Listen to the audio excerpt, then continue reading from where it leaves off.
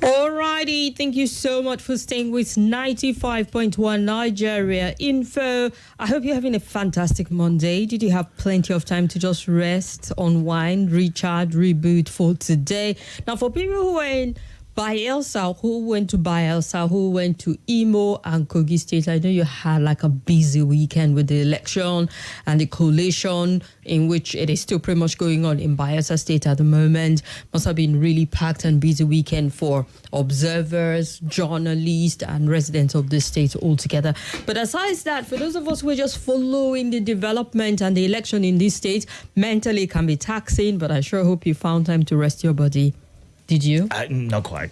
What happened? What happened over the weekend? The weekend was there was a lot happening. I'm not sure what exactly got me started, but there was so much happening and trying to catch up, keep up, know who's doing what, who's saying what, if it's fake news, if it's real, if people are safe in these locations and all that. It was a bit, it was everywhere. But I'm looking forward to Friday already. It's just Monday. And that is very unusual. That's to show that your weekend was extremely busy, because I know you're a Monday guy. Yeah. And so for you to be looking forward to Friday shows that you're already burnt out. I totally can understand. But I'm happy to see you. You're always a good start to my Monday. So yeah, it's good to see you. Same here, anyway. Welcome to the show. We hope you had a great weekend and you're getting started with your week. It's the 13th day already, November. November is running. I might as well just start shopping for Christmas already. Yeah. I mean, early bird, you know what they say about the fattest worm. Mm-hmm. So don't just wait till December. Start already. It's already in the air. I felt a bit of the Hamatan dust and dryness today. Yeah. And the fact that KPMG is already predicting 30% inflation in December, might as well just... Why would you go and ruin this conversation by bringing inflation? Gentle reminder so that you can... get with it. This guy is truly not feeling this Monday. He had to remind you of inflation. That's to tell you that it's still going to be pretty expensive. It doesn't matter if you're shopping today or a day to Christmas. You're going to be buying it at a steep price. The earlier the better. You know, that bag of rice you want to get, the oil, the condiments, just get it right now and, wait for what happens in December. But hopefully, it doesn't get as bad as a lot of stakeholders are. Well, usually things get a bit expensive around the season. Yeah. So it's a Nigerian thing. I want to believe in some climb because of how the season has been commercialized. There are things that go up. But then half the time you get to hear, discount sales going on end of the year. Some of those things happen. However, when it comes to basic food and stuff, Nigeria is the direct opposite. There's no discount. What you get is the price spikes. Mm-hmm. So, yeah, get it right now and you're welcome, Oh, yes, you're welcome. Well, welcome to the show. My name is Kimberly Wachuku. Call me Kim, the Oracle, the Digital Oracle, OTM, the fellow Madam Speaker, Ochanyawan, and I will say yes to them all. I'm the Deacon. Welcome to the show. My name is Itodo, the Agaba Idu one. And it's always great to have you on the show. We're going to get started with the Roundtable today. Go on with that till about 4:30 and move on to other conversations and updates happening in Nigeria. Yeah, we were meant to have a guest join us to do a review of the off-cycle election in Kogi, Imo, and Bayelsa State. Unfortunately, our guest cannot be making it here as he's engaged in another apparently TV program, and there's a conflict of time. We'd go through it and hopefully would have an amazing guest join us for that review tomorrow on the Roundtable. However, I'll be getting your take on the development. We're still following on Bayelsa State. It was greeted with some bit of protest where the coalition started, and a lot of we no go gree happened, but they have some party chieftain during the campaign season and stayed, and he almost got a bit of a blow, but the thing is it was on TV, so that man had to hold back, and people holding them back from getting into a punch. But I just hope that this is done with in good time. You would have assumed that with Bayelsa State and how it is compact, they would have been done with the coalition right now. But the terrain maybe of these local governments that are still holding them back. Bayelsa is always an interesting state to look out for during an election. And recall what we're talking about briefly before the election, and we're talking about some of the post-election disturbances and development in Kogi State and Imo State, and Bayelsa seemed like it was quiet. I say, well, don't be fooled by it. Bayelsa is notorious also for just ensuring that you get to hear them.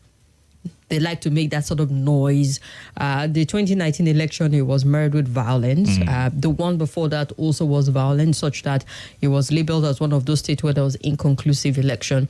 And this one, so far, so good. It seemed like the conduct went as smoothly as it could possibly go.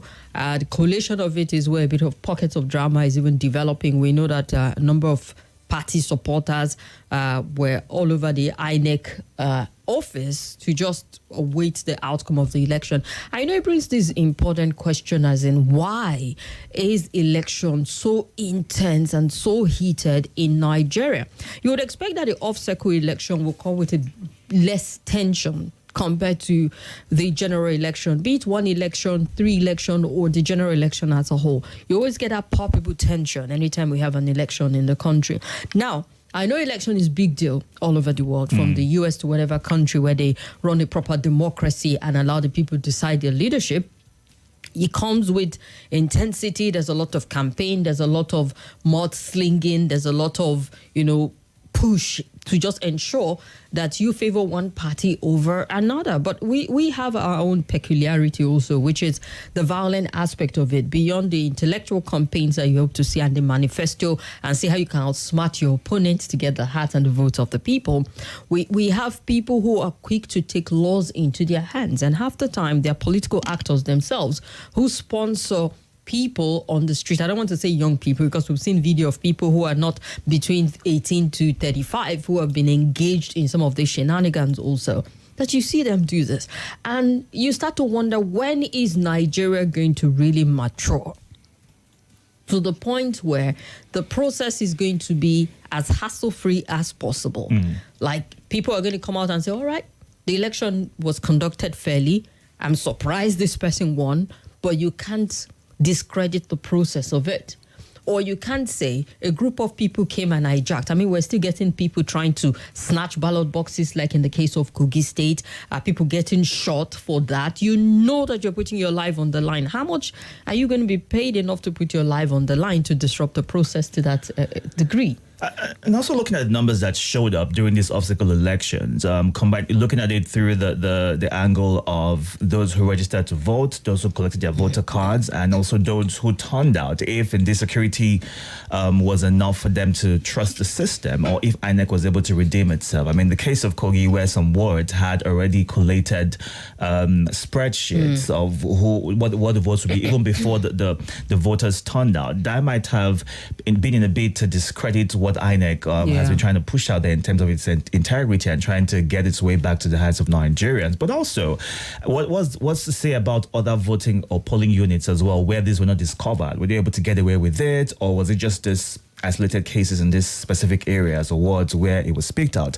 And also those who might have been disenfranchised, in the sense that the voting was supposedly postponed by 1 week till next week, but then at the discretion of the returning officer, looking at the gap between the winning party and the runner-up, if elections were to take place in these locations, would it make a difference? Maybe not. So that's is going to be put out there. But the worry is, how would these people who are unable to vote, how would they feel, wherein they could have turned out and made a difference in the elections? But that is not going to happen if indeed the elections for next week would not hold, because the difference wouldn't make a difference in the final results that have been put out currently. But so far we've seen that Bayelsa is still ongoing. Kogi we see the officer ripping open the envelope, shows that it's going to be announced any minute now. We'll get to know the outcome of the Bayelsa election, as we already know what the situation is for Imo and Kogi State already. We'll take a quick break and we'll be back to hear from you. Your thoughts on the off-cycle election. Stay with us.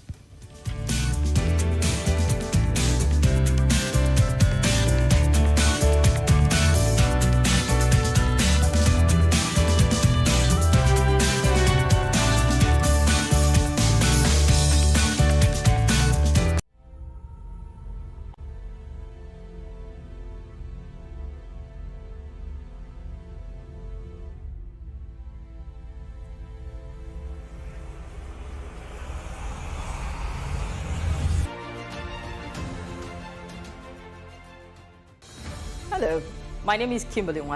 I'm the host of Hard Facts, and I bring you the biggest stories driving conversation every weekday here on 95.1 Nigeria Info Hard Fact Show. I love to get your opinion and conjectures, but the facts you cannot dispute here on Hard Facts. Join me and let's talk.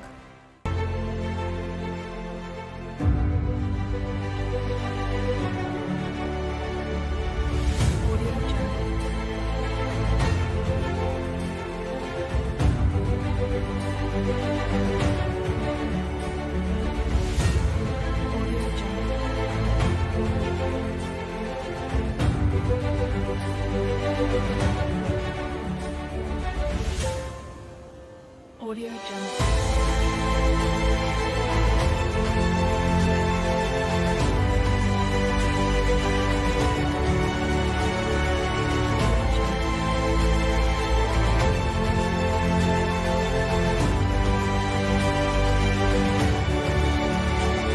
This is Nigeria Info.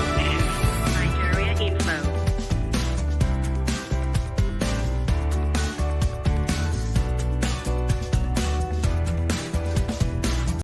This is Nigeria Info. All right, trying to catch bias on the spot while the announcement will be made, but hopefully we'll do that once they are ready. They're still doing the math and talking with each other. Once they're good to go, we would connect to the Collation Center and get the update from Bayelsa State. Now, seeing that we don't have a guest, we're going to open up the phone lines early and start to get your take on would it be solely on INEC or the antics and the antecedents of political parties, politicians parade themselves at this point in time? Because it feels the sum total election in the country, it isn't just one person or one group, one nation take the fall for it. We see that in some instances, you get people who are deliberate in disrupting the process. Can an institution, how smart this disrupt, would negatively want to disrupt? And that's a big question. And from the general election to the options that we've seen for this year, enough to build confidence to come out and vote. Well, looking at what we are and all the promises that were made last few weeks leading up to the obstacle elections, it begs to question if indeed better prepared for this, as much as it's a shared responsibility on NEC, the security agencies, the candidates, and the likes. There's so much to strengthen the system. But we'll go on this break when we come back with. Our nation. They have the right to protest. There's no need to start shooting. The current affairs of our state. We are going to the death of Abuja is not on the At your fingertips on your land television. 95.5. Let's talk. Abuja, our boys on. This is Nigeria Info. Nigeria Info.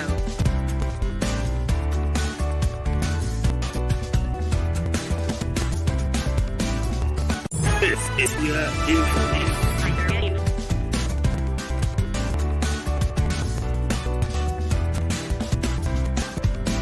This is Nigeria Info.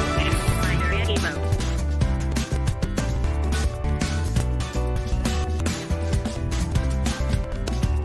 This is Nigeria Info. Nigeria Info.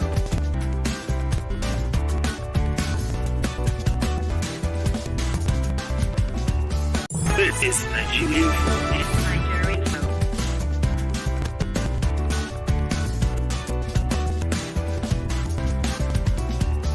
This is Nigeria Info. Nigeria Info.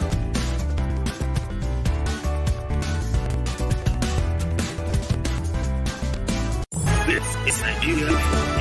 Nigeria Info.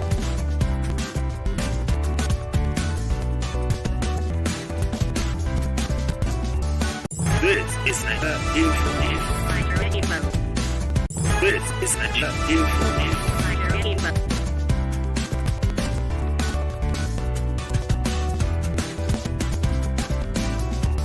This is Nigeria Info. Nigeria Info.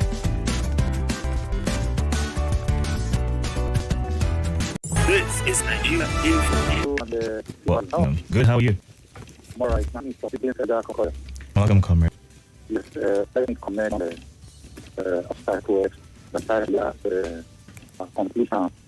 You know, that's not clear to millions and perhaps to millions of other men. Don't need wasting your time now. Ask your vote. So the person is to let the National Assembly of the board as any whoever you have just select them so that not going out to go and waste your time. No, but we're not going to say that. It would not really be fair to improving the institutions and it's a bit defeatist, don't you think? That's you throwing your hand in the air and say, okay, we can't. Now we need to be able to. Let me give you a brief, historical analogy. You know, 79, the ruling party then, and it was exactly what it is. When they returned Shagari back for the second time against Mr. Bafania, well, most Nigerians actually voted for. The NPN told UPNF and Awolowo go to court. So please go to court and not start today. So this is how, this job political power from against the wishes of majority of Nigerians. Apart from this one, more democratic before voting on it, results are being written out. Now, what do you call that? I'm not listening to national. Let's just to make the law. Whoever you want to require to make president, he is coming out to go and going out to go and participate to vote. At the end of the day, it will never come. Listen, what happened? They not came out there before election started. Same thing. After some election, this election, by any. All right, then. Very much. His opinion about the election and what it does to his trust evidence in the process. Good afternoon. Good afternoon, Itodo. Good, how are you? I'm fine, I'm Mr. Listener. Go ahead. My friend could be election around now. To say about it, he's I make the mind. Okay. So, I democracy, to see the democracy, and what is going on. Hello? Go ahead. I like to say